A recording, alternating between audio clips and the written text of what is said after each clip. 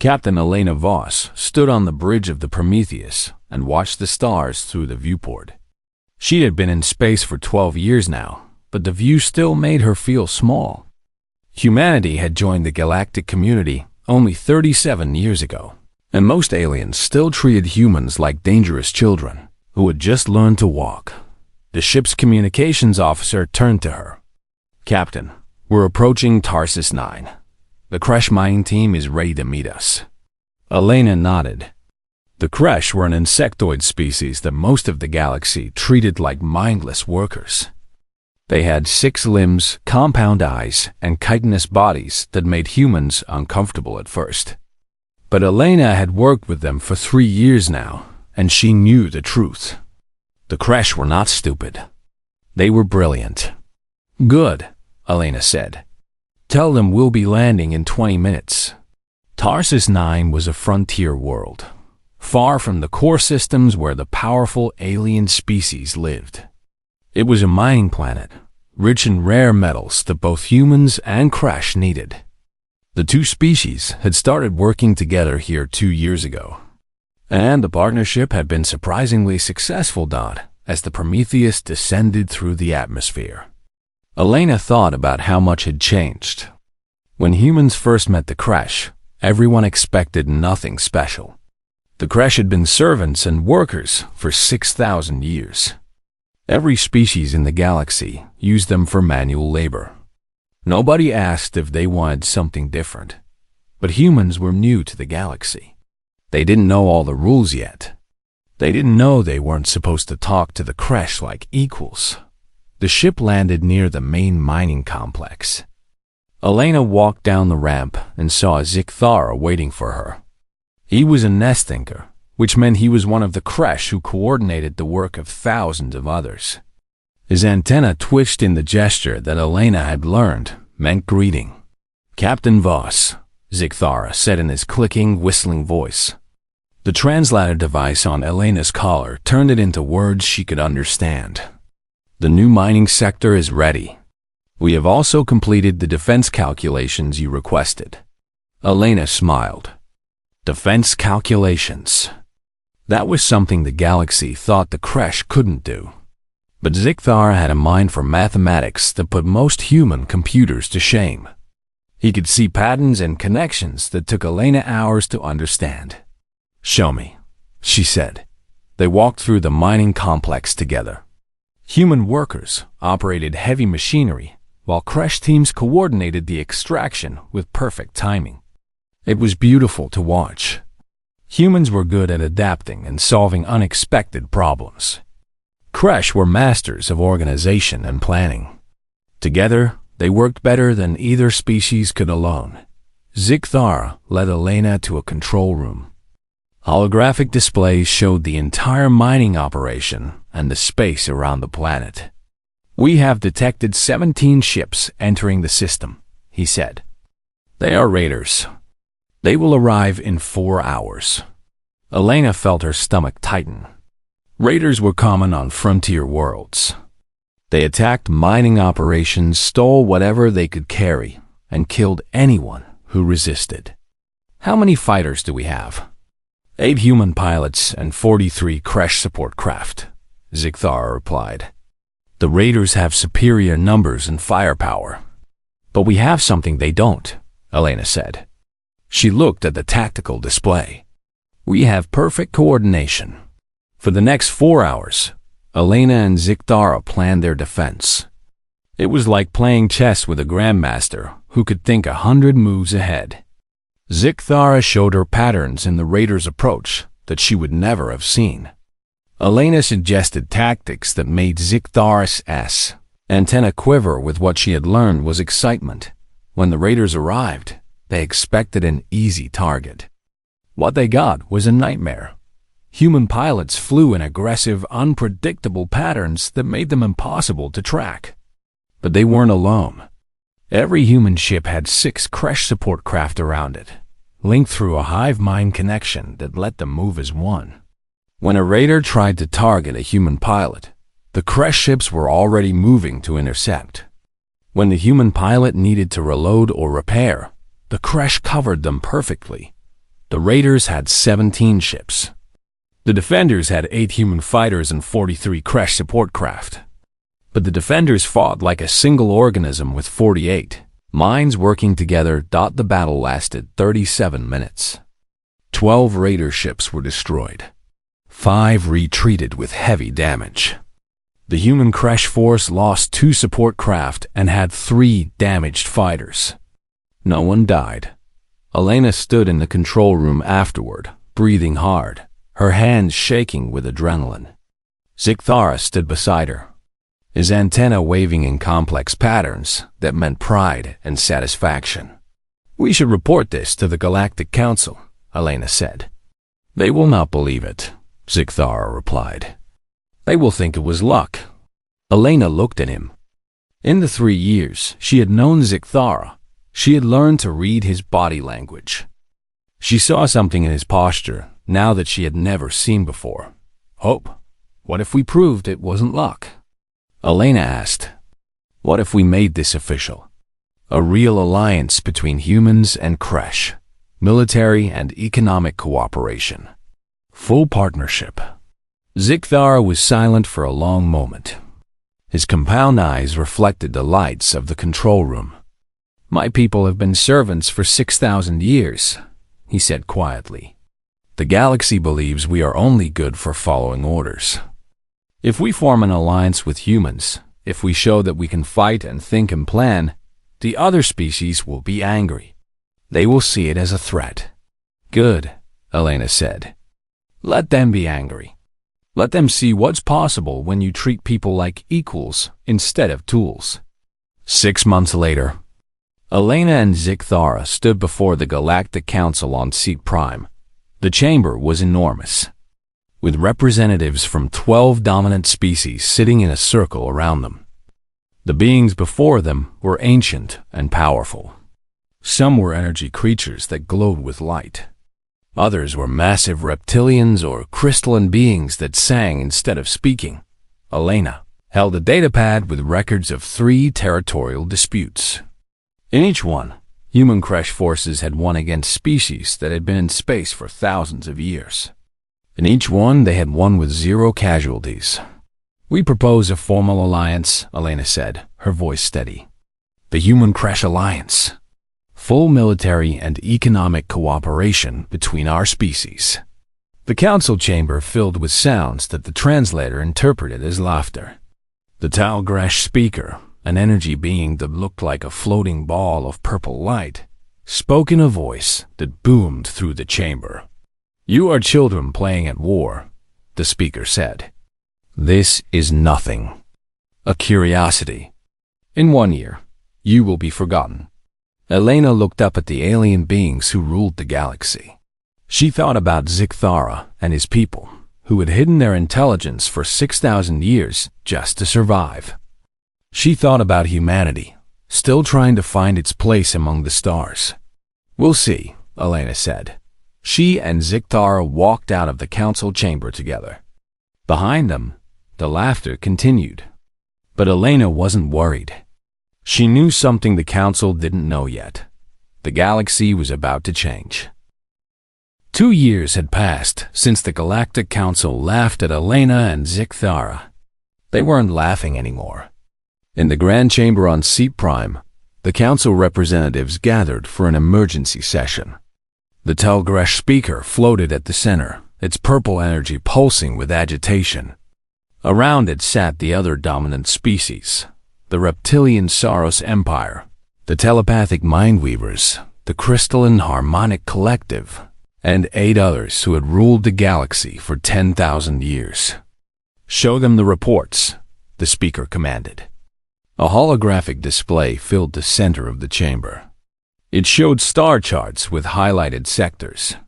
Red markers indicated conflicts and territorial disputes. Blue markers showed the Human Crash Alliance territory. In 2 years, the blue had spread across 17 systems. A Saros general stood, its scales gleaming under the chamber lights. The Alliance has won 14 military engagements in the past year. They defeated the Margrave Confederation, the Stella Compact, and even a Saros battle group. They have done this without losing a single ship. Murmurs of disbelief and anger filled the chamber. How is this possible? Asked the Mindweaver, its crystalline skull glowing with telepathic energy. Humans have been in space for only 39 years. The Kresh are workers, not warriors. The tall Gresh speaker dimmed its light, a sign of deep concern. We have analyzed their tactics. The humans provide something we have never seen before: aggressive adaptation. They change their strategy in the middle of battle. They take risks that no calculated species would take. And somehow, these risks succeed. And the Kresh? Another representative asked. The Kresh provide perfect coordination, the Soros general said. Their hive mind communication allows them to share tactical information instantly across their entire fleet. Every ship knows what every other ship is doing. There is no confusion, no delay, no miscommunication. The speaker pulsed brighter. But that is not the worst of it. Show them the second report. The holographic display changed. It now showed a list of species names. The aquatic nereid, the crystalline shard folk, the winged ethers, the subterranean deep burn, all species that the Council had kept at the margins of galactic power for thousands of years. The Alliance has begun recruiting, the speaker said. They are not just working with these lesser species. They are teaching them. They are sharing their military doctrine, their technology, their tactics. They are building something we have not seen in 8,000 years, a coalition of the weak. The chamber erupted in angry voices. Representatives shouted over each other, their translator devices creating a cacophony of sound. The speaker's light flared, demanding silence. Let me be clear, the speaker said. We have records of every major alliance in galactic history. Every single one followed the same pattern. First, cooperation. Then, expansion. Then, empire. Then, domination. The species who form alliances always seek to overthrow the existing order. A small representative from the Harmonic Collective sang a question, its crystalline body resonating with tones that the translators converted to speech. But these are weak species. Surely they cannot threaten us. The Soros general activated another display. It showed a human Kresh warship. The design was unlike anything the Council had seen before. It combined human weapons technology with Kresh, coordination systems, and incorporated elements from Nereid and Shardfolk engineering. This ship was captured in the Outer Rim 3 weeks ago, the general said. We studied it extensively before the crew escaped. The technology should not exist. The weapons adapt during combat, learning from each encounter. The defensive systems predict attacks before they happen. The ship's computer network operates at speeds that approach Mindweaver telepathy. The general paused, letting the information sink in. And they have built 300 of these ships in the past year. Silence fell over the chamber. 300 ships might not sound like many to a council that commanded fleets of thousands. But 300 ships that could adapt and coordinate perfectly could defeat 10 times their number. The Talgresh speaker floated to the center of the chamber. There is something else you must know. We have intercepted communications between the Alliance and 47 other minor species. They are not just recruiting warriors. They are spreading ideas. Ideas? The Mindweaver asked. Ideas of equality, the speaker said, and its light dimmed with what might have been fear. They tell the lesser species that they deserve the same rights as the dominant species. They say that the current galactic order is unjust. They speak of revolution. A heavy silence filled the chamber. For 10,000 years, the Galactic Council had maintained order through a careful hierarchy. The strongest species ruled. The weaker species served. Everyone knew their place. It was stable. It was peaceful, mostly. It was the way things had always been. We have a choice, the speaker said. We can wait and watch while this alliance grows stronger and spreads its ideas to every corner of the galaxy. Or we can act now, while we still have overwhelming superiority. What do you propose?" asked the Soros general. "We issue an ultimatum," the speaker replied. "The Human Crash Alliance must dissolve immediately. They must cease all military cooperation and return to their designated roles in the Galactic Order. If they refuse, we will take corrective action." "Corrective action," the Mindweaver repeated. "You mean war." "I mean the preservation of galactic stability," the speaker said. "If we allow this alliance to continue, others will follow their example. Within a generation, the entire galactic order could collapse. We will have chaos, revolution, and war on a scale we have not seen since the Dark Ages." The council debated for 6 hours. Some representatives argued for diplomacy. Others called for immediate military action. But in the end, the vote was clear. 9 species in favor of the ultimatum, 3 opposed. The message was transmitted to Alliance headquarters on Tarsus 9 the next day. It was simple and direct. The Human Crash Alliance had 30 days to dissolve. All military cooperation must cease. All shared technology must be surrendered.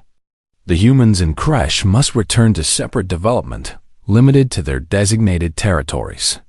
If they refused, the Galactic Council would deploy its full military might to enforce compliance. On Tarsus 9, Elena stood in the command center with Zikthara beside her. They read the ultimatum together on a holographic display. Around them, human and Crash officers watched in silence. "They're afraid," Zikthara said quietly. His antenna twitched in patterns that Elena had learned to recognize as careful thought. "They would not threaten us if they were confident in their power." Elena nodded. "But they're not wrong to be afraid. In 2 years, we've changed the balance of power in 17 systems. We've shown other species that the Council's hierarchy isn't inevitable. What do we do?" asked Commander Park, Elena's second in command. Elena looked around the room. She saw human officers who had spent years learning to work. With the Crash, she saw Crash nest thinkers who had finally been allowed to use their brilliant minds for something other than coordinating menial labor. She saw the beginnings of something new and beautiful, true cooperation between species. "We refuse," Elena said. "We're not dissolving the alliance. We're not going back to the old way. If the Council wants to stop us, they'll have to fight us." The room erupted in voices, some supporting her decision, others expressing fear. Zikthara raised one of his limbs, and the room fell silent. His species had learned the power of silence over 6,000 years of servitude. "The Council commands 3,000 warships," Zikthara said. "We have 300. The mathematics are clear. If they come with full force, we cannot win." "No," Elena agreed. "We can't win. But we can make them pay such a terrible price that every species in the galaxy will see the truth. The Council maintains order through fear, not justice. And we can inspire others to stand with us." She turned to the communications officer. "Send a response to the Council. Tell them we reject their ultimatum. Tell them the Alliance stands firm. And then send a message to every species we've been in contact with. Tell them what's coming. Tell them this is the moment they have to choose, freedom or servitude." The messages were sent. Across the galaxy, on dozens of worlds, beings of all kinds received Elena's words. Some dismissed them. Some were afraid. But some, especially those who had lived under the Council's hierarchy for generations, felt something they had not felt in a long time. Hope. On Seat Prime. The Tal Gresh speaker received the Alliance's response. It pulsed with anger and, deep down, with something that might have been respect. "They have made their choice," the speaker said to the assembled council. "Prepare the fleet. We will show the galaxy What happens to those who defy the natural order? The war was coming. The Council fleet arrived at the edge of the Tarsus system like a hammer falling from the sky. 300 warships, representing 9 different species, emerged from faster-than-light travel in perfect formation. At the center of the fleet was the Eternal Mandate, a dreadnought so massive it could be seen from the surface of Tarsus 9 with the naked eye. On the bridge of the Eternal Mandate, Admiral Kasvaran studied the tactical displays. He was Talgresh, an energy being contained in a specially designed crystalline shell that gave him physical form. He had commanded fleets for 400 years and won every battle he had ever fought. What did the sensors show? He asked his tactical officer. 73 Alliance ships in defensive positions around Tarsus 9, the officer reported. A mix of human and Kresh designs, with some Nereid and Shardfolk support vessels. They are outnumbered 4-1. Kasvaran pulsed with satisfaction. Broadcast the terms of surrender. Give them 1 hour to respond. The message was simple. Surrender completely, submit to Council authority, and the Alliance leadership would be allowed to live in exile. Resist, and the Council would show no mercy. On Tarsus 9, Elena read the surrender terms and deleted them. She stood in the command center, surrounded by holographic displays showing the enemy fleet. The numbers were overwhelming. 300 against 73. In a traditional battle, the Alliance would last maybe 20 minutes, but Elena had no intention of fighting a traditional battle. All ships, execute Pattern Wraith, she ordered. The Alliance fleet scattered. Instead of forming defensive lines or holding position, every ship darted in a different direction. Some dove toward Tarsus 9's asteroid belt. Others disappeared behind the planet's 3 moons. Several small Kresh ships actually flew directly at the Council fleet before veering away at the last second, forcing the enemy ships to adjust their formation. Kasvaran watched the display with growing confusion. What are they doing? This is chaos, not tactics. But it wasn't chaos.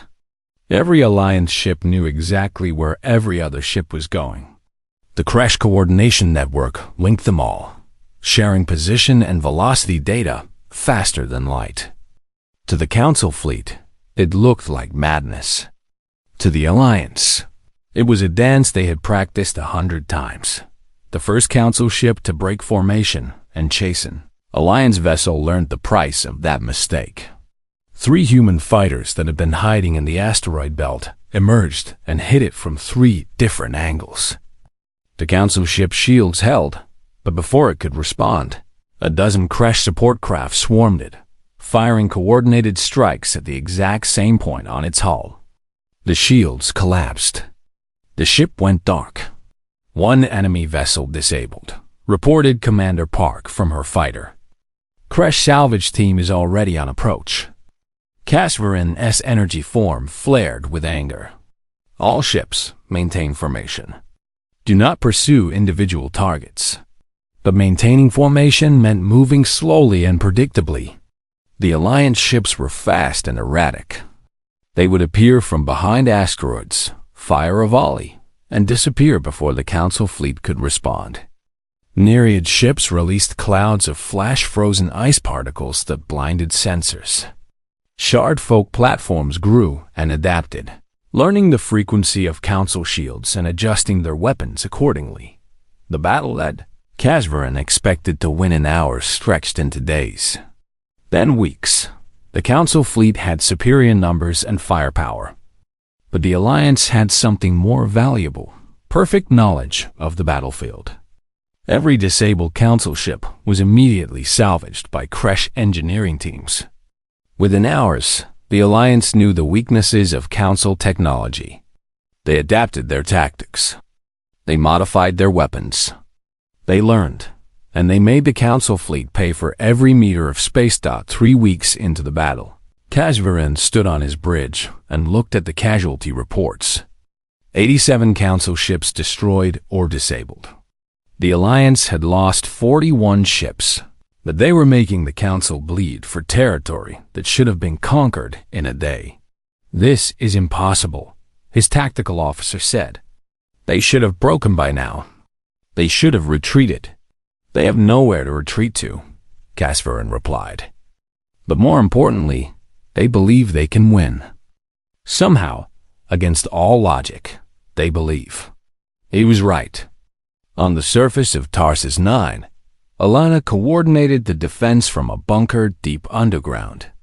She had been awake for 60 hours straight, sustained by stimulants and determination. The holographic display showed the deteriorating situation. The Alliance fleet was down to 32 operational ships. The Council still had over 200. Zigthara stood beside her, his antenna drooping with exhaustion.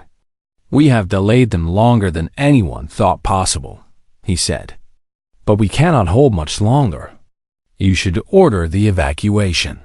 Elena looked at the tactical display. The math was cruel and simple. They had bought time, but not enough. The civilian transports had been evacuating Tarsus 9 for 3 weeks, but thousands of people remained. If she pulled the fleet back now to cover the final evacuation, the Council would destroy them all. "How many transport ships are still on the surface?" she asked. 17, replied Park. "They need 6 more hours to load and achieve orbit." 6 hours. Elena looked at the fleet positions. 32 ships against 200. She did the calculations in her head and didn't like the answer. "All military ships, fall back to Tarsus 9, she ordered. "Form a defensive sphere around the evacuation zone. We hold for 6 hours, no matter what." The Alliance fleet pulled back, abandoning the asteroid belt and the outer system.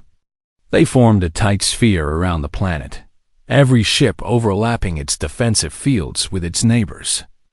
It was a desperate last stand, and everyone knew it.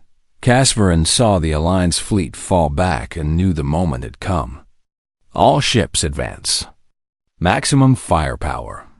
Breach their defense and end this. The Council fleet surged forward like a tsunami. They had overwhelming numbers. They had superior weapons. They had 400 years of military doctrine. They crashed against the Alliance defense like waves against a cliff, and the cliff held. For 6 hours, 32 Alliance ships faced the full might of 200 Council vessels. Human pilots flew with reckless courage, drawing fire away from damaged ships. Crash coordination networks predicted enemy fire patterns and adjusted shields microseconds before impact. Nereid ships used their ice clouds to create visual confusion. Shardfolk platforms rebuilt themselves even as they were being destroyed. Ships died. The Prometheus took direct hits that tore through its hull. Elena's bridge caught fire. Half her crew was killed in the first hour. But she stayed at her post, coordinating the defense even as her ship fell apart around her. "All transports are away," Park reported from her fighter, her voice barely audible through the static. "Elena, the evacuation is complete. Fall back." Elena looked at her display. 12 Alliance ships remained operational. The Prometheus was dying, its engines failing, its weapons offline. The Council fleet was preparing for a final push. "All ships, this is Captain Voss," Elena said into the fleet-wide channel. Her voice was calm despite the fire and smoke around her. "Evacuation is complete. Mission accomplished. All remaining ships, retreat to the outer veil. Do not look back. We won." "Captain, what about the Prometheus?" Park asked. Elena smiled through the pain of a broken rib and burns on her left arm. "The Prometheus did its job. Now go." "That's in order." The remaining Alliance ships jumped to faster than light travel, disappearing from the system. The Council fleet moved in on the Prometheus, which drifted in space, crippled and defenseless. Casverin prepared to order the final strike. Then his sensors officer shouted, "Admiral, detecting incoming ship." It's not transmitting identification. A vessel appeared from nowhere, moving at impossible speed. It was a Shardfolk stealth ship, its crystalline hull bending light around it. It swooped past the Prometheus, extended a grappling field, and grabbed the crippled human ship. "Fire!" Casvaran ordered. But before his fleet could respond, both ships vanished into faster-than-light travel. The Battle of Tarsus 9 was over. The Council had won. They controlled the system. But as Casvaran looked at the debris field around him and the casualty reports, he felt no satisfaction. It had taken 3 months to defeat a force 1/10 their size. 87 ships destroyed, thousands of crew dead, and the Alliance leadership had escaped. Casvaran understood something in that moment that filled him with dread. The Council had won the battle, but this war was far from over. In the Outer Veil, the Shardfolk ship deposited the Prometheus at a hidden base. Elena was pulled from the wreckage, barely alive. As she drifted in and out of consciousness, she heard Zikthara's voice. "You held them for 3 months," he said. "The whole galaxy saw. The message has been sent." Elena smiled and let the darkness take her. The message was indeed sent. The Council could be resisted. The Council could bleed. And across the galaxy, the oppressed species began to believe that freedom was possible. The recording spread across the galaxy like wildfire. It showed a human ship, battered and burning, holding position against impossible odds. It showed Kresh support craft working in perfect harmony, their movements like a complex dance. It showed small Alliance vessels facing dreadnoughts 10 times their size and refusing to break. It showed 3 months of the Council's finest fleet struggling to defeat 73 ships. The Council tried to suppress the recording. They used every tool at their disposal to erase it from databases and communication networks. But it was too late. Millions of beings on thousands of worlds had already seen it. They had seen the impossible happen. On the water world of Nereus, the aquatic Nereid watched the recording in their floating cities. They had served the Council as engineers and technicians for 5,000 years. The Council paid them barely enough to survive and treated them as living tools. After watching the Battle of Tarsus 9, something changed in the Nereid collective consciousness. 3 days after the recording spread, every Nereid worker in Council space stopped working. The water processing systems that maintained life support on 100 worlds went silent. The Council sent in forces to force the Nereid back to work. The Nereid fought back with tools and determination.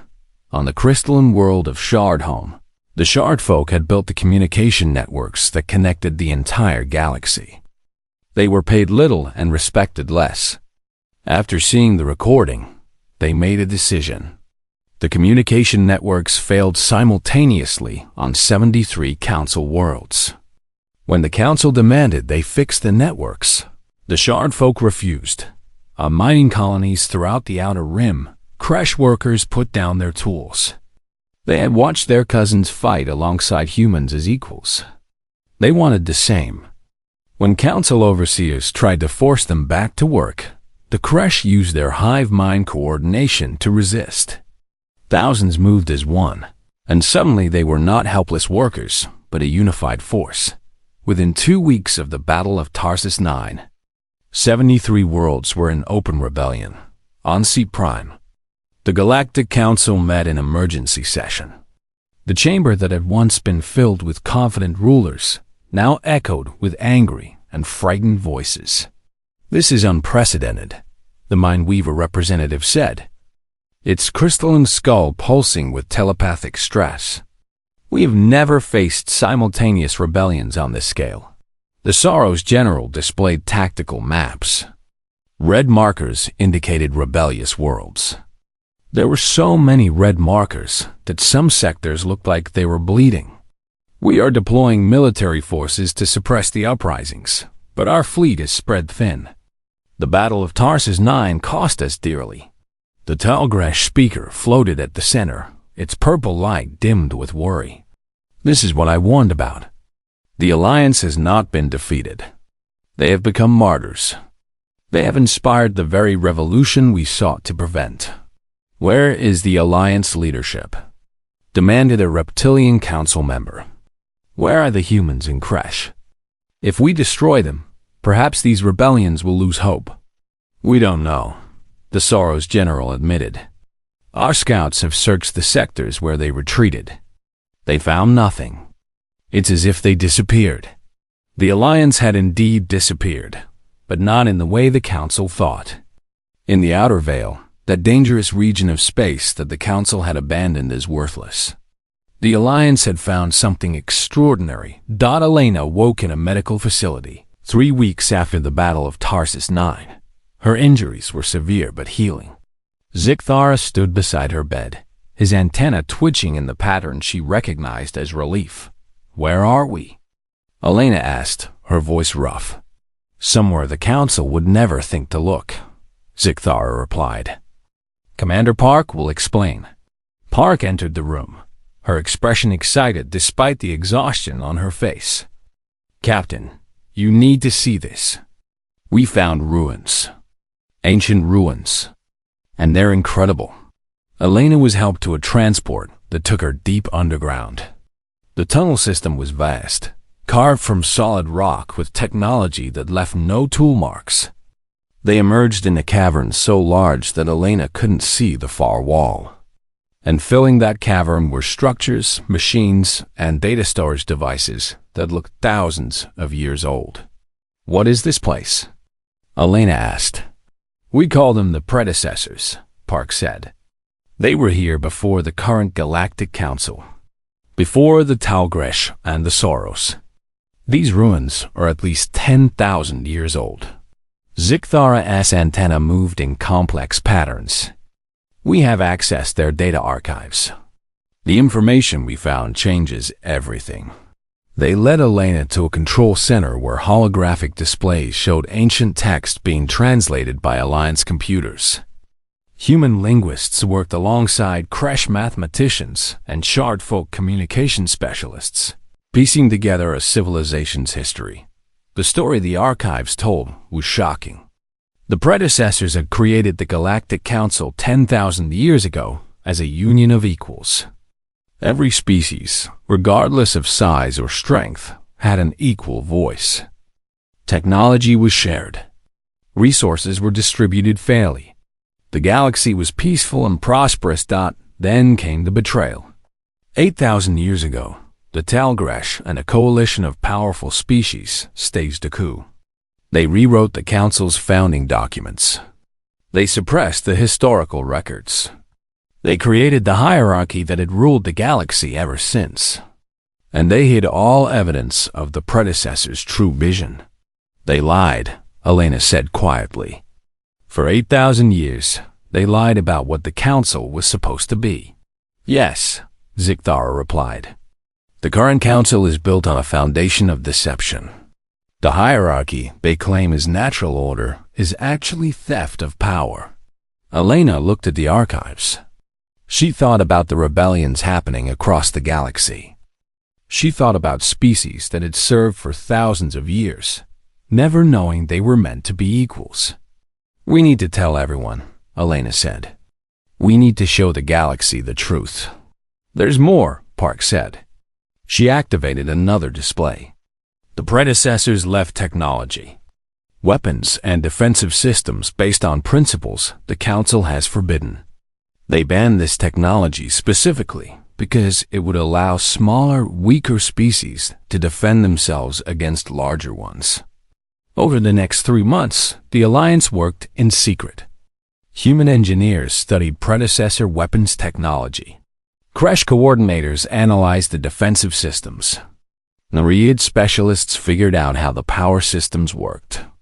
Shardfolk communications experts decoded the control interfaces. They built new ships.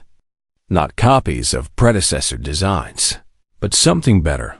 Ships that combine predecessor technology with human creativity, Kresh coordination, Nereid engineering, and Shardfolk adaptability. Each vessel was a masterpiece of cooperation between species. Meanwhile, the Council struggled to suppress the rebellions. They reclaimed some worlds through brutal military action. Thousands died. But the more force the Council used, the more resentment grew.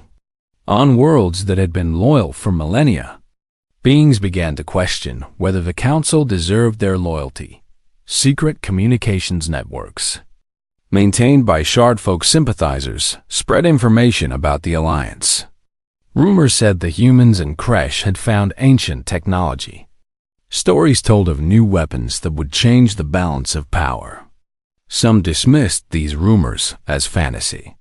Others dared to hope. 6 months after the Battle of Tarsus 9, Admiral Casvaren stood on the bridge of the Eternal Mandate and studied reports from across the galaxy. The rebellions had been suppressed, but barely. The Council's military was exhausted. Supply lines were failing. Public confidence in Council authority had collapsed. "Sir," his tactical officer said, "we've received reports from the Outer Veil. Ships have been detected. Unknown configuration." Casvaren felt his energy form pulse with concern. "How many ships?" "Sensors are unclear. At least 20. Possibly more." "The Alliance," Casvaren said. It wasn't a question. Should we dispatch a fleet to investigate? Casvaren was silent for a moment. He thought about the Battle of Tarsus 9. He thought about how 73 ships had held for 3 months against overwhelming force. He thought about what the Alliance might have built in 6 months of hiding. "Send reconnaissance only," he ordered.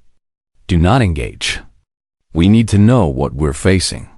In the Outer Veil, 30 ships emerged from the hidden base. They were beautiful and terrifying, combining the best features of half a dozen species engineering. Human weapons, Kresh coordination networks, Nereid power systems, Shardfolk adaptive shields, and underneath it all, predecessor technology that made them faster, stronger, and more resilient than anything the galaxy had seen in 8,000 years. Elena stood on the bridge of a new ship. It wasn't named Prometheus anymore. This ship was called Unity, and it represented everything the Alliance fought for. "All ships ready, Captain," Park reported. Jikthara stood beside Elena, his antenna waving with confidence. "The crews are fully trained. The coordination networks are operating at peak efficiency. We are ready." Elena looked at the display showing the star map. The Council controlled most of the galaxy. The Alliance had 30 ships and a collection of outcast species. By any logical calculation, they should lose. But Elena had learned that logic didn't account for courage, determination, and the power of an idea whose time had come. "All ships," Elena said into the fleet-wide channel, "prepare for faster-than-light travel. We're going to seat prime. It's time to show the Council what equals look like." The fleet jumped into the dark, leaving the Outer Veil behind. The Council fleet detected the Alliance ships 3 hours before they reached Seat Prime. Admiral Casvaren watched his tactical displays with a mixture of disbelief and growing dread. 30 ships. The Alliance had returned with only 30 ships to challenge the heart of Council power. It seemed like madness. But Casvaren had learned not to underestimate the Alliance. "Broadcast on all channels," he ordered. "Tell them to stand down immediately or be destroyed." The response came from Captain Elena Voss, her face appearing on the main display. She looked different than she had 6 months ago. Harder, more confident. Her eyes held something that made even Casvaren's energy form feel cold. "Admiral Casvaren," Elena said, "we're not here to surrender. We're here to talk. But if you insist on fighting, we're ready for that too." Casvaren studied the Alliance ships on his sensors. They were different from anything in his databases. Their energy signatures were strange. Their hulls seemed to shift and adapt as his sensors tried to analyze them. "You have 30 ships," Casvaren said. "I have 147. Your mathematics are poor, Captain. Maybe, Elena replied. But I learned something over the past 6 months. Sometimes the smallest force can change everything if they're willing to pay the price. She closed the channel. The Alliance fleet held position just outside weapons range. They weren't advancing. They weren't retreating. They were waiting. What are they doing? Casvarin's tactical officer asked. Before Casvarin could answer, every communication system in the sector activated simultaneously. The Shard folk had rebuilt their networks in secret, and now they used them for something the Council had never imagined. The truth. Elena's voice echoed across 1,000 worlds. Her message was simple and devastating. She showed the predecessor archives. She displayed the founding documents of the original Galactic Council, which spoke of equality and cooperation. She revealed the evidence of the Talgresh betrayal 8,000 years ago. She proved that the hierarchy the Council claimed was natural order was actually a lie maintained through deception and force. The Council has told you that some species are meant to rule and others meant to serve, Elena said. That some beings are valuable and others are tools. They have maintained this lie for 8,000 years. But we found the truth. The galaxy was meant to be a union of equals. And we're here to restore that vision. On Seat Prime, in the Council chambers, representatives watched Elena's broadcast with growing panic. The archives she displayed were authentic. The documents were real. 8,000 years of carefully maintained deception was collapsing in minutes.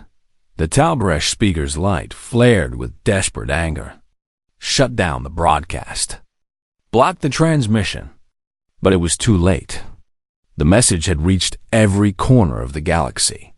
On worlds where the Council had suppressed rebellions weeks ago, beings rose up again with renewed fury.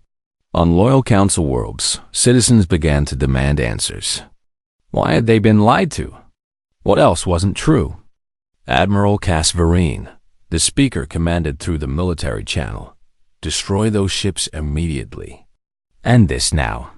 Casvarin looked at his tactical displays.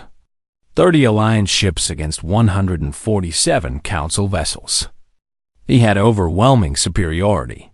He had the finest crews in the galaxy. He had 400 years of command experience. All ships, he ordered. Attack formation. Maximum firepower. Destroy the Alliance fleet. The Council fleet surged forward. They fired every weapon they had, enough destructive power to turn a planet to dust. The space between the fleets lit up with energy beams, missiles, and plasma charges. And then something happened that Casvarin would remember for the rest of his very long life. The Alliance ships didn't retreat. They didn't try to dodge.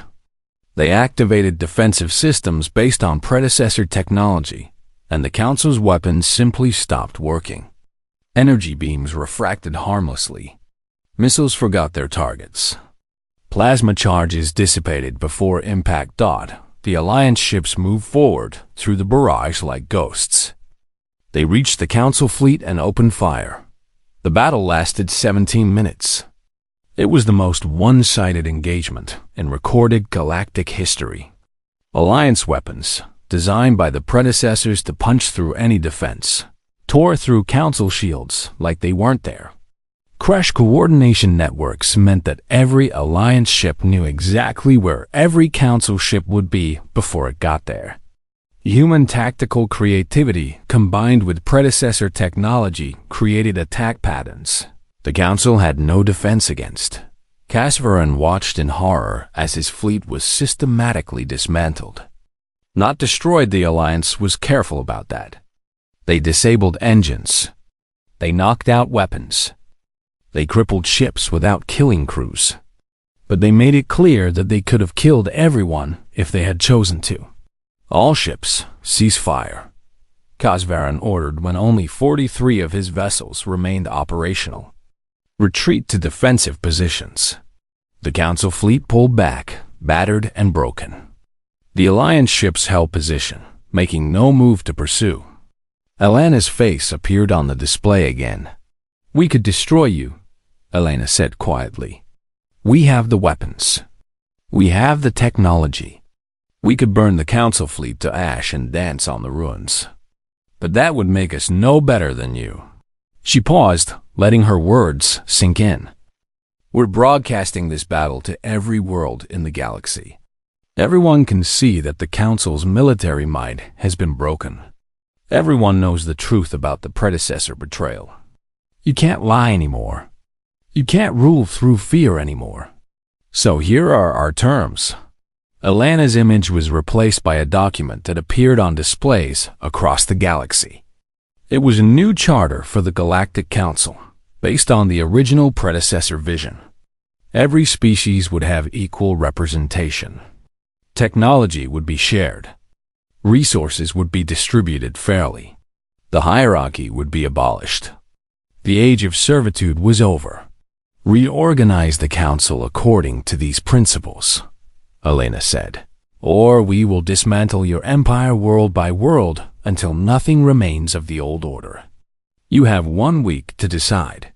In the council chambers on Seat Prime, the representatives sat in shocked silence. The Talgresh speaker's light pulsed with rage and humiliation. "We cannot accept this," the speaker said.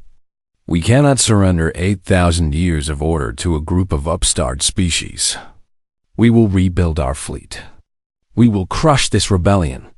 But even as the speaker spoke, other representatives were calculating. The Alliance had shown it could defeat the Council fleet easily. The truth about the predecessor betrayal was spreading. Rebellions were erupting on hundreds of worlds. The old order was collapsing. A young representative from a species that ranked just above the creche in the old hierarchy stood up. She was small and had never spoken in council before. "I accept their terms," she said clearly. The chamber erupted in shocked voices. The Talgresh speaker's light flared. "You have no authority." "I have as much authority as you," the young representative said. "Or I should, according to the founding principles you violated. The Alliance is right. We've maintained a lie for 8,000 years. And I, for one, am tired of living in that lie." One by one, other representatives stood. Some were from species that had benefited from the hierarchy. Some were from species that had suffered under it. But all of them could see that the old order was finished. The vote took 3 hours. In the end, 11 species voted to accept the Alliance terms. Only the Talgresh refused. The Talgresh speaker floated alone at the center of the chamber, its light dim with defeat. "This is a mistake," the speaker said quietly. "You are destroying everything we built." "No," said the young representative who had voted first. "We're building what should have been built 8,000 years ago." 5 years passed. The galaxy transformed in ways no one had predicted. The new Galactic Union replaced the old Council. Every species, regardless of size or strength, had equal representation. The creche, who had been servants for 6,000 years, now sat as equals alongside the species that had once owned them. The Nereid, the Shard folk, and dozens of other marginalized species took their rightful places. Technology that the Council had hoarded was shared freely. Worlds that had struggled in poverty began to prosper. Species that had been kept ignorant learned the truth of their history. It wasn't easy. Some of the old Council species struggled to accept their loss of privilege. There were protests, conflicts, and difficult negotiations. But slowly, painfully, the galaxy learned to work together as equals. Elena Voss stood on a balcony overlooking the new Union chambers. She was ambassador now, not captain. Her role was to help guide the transition, to remind people why they had fought for change. Zikthara stood beside her, his antenna waving in the pattern that meant contentment. "Do you ever regret it?" he asked. "The fight? The cost?" Elena thought about the people who had died at Tarsus 9. She thought about the destruction and chaos of the transition years. She thought about how hard it had been to convince the galaxy that a better way was possible. No, she said finally. We terrified the galaxy. We forced them to face truths they'd hidden for 8,000 years. We made them choose between continuing a comfortable lie and accepting a difficult truth. And enough of them chose truth. The old Tal Gresh speaker was right about one thing, Zigthara said.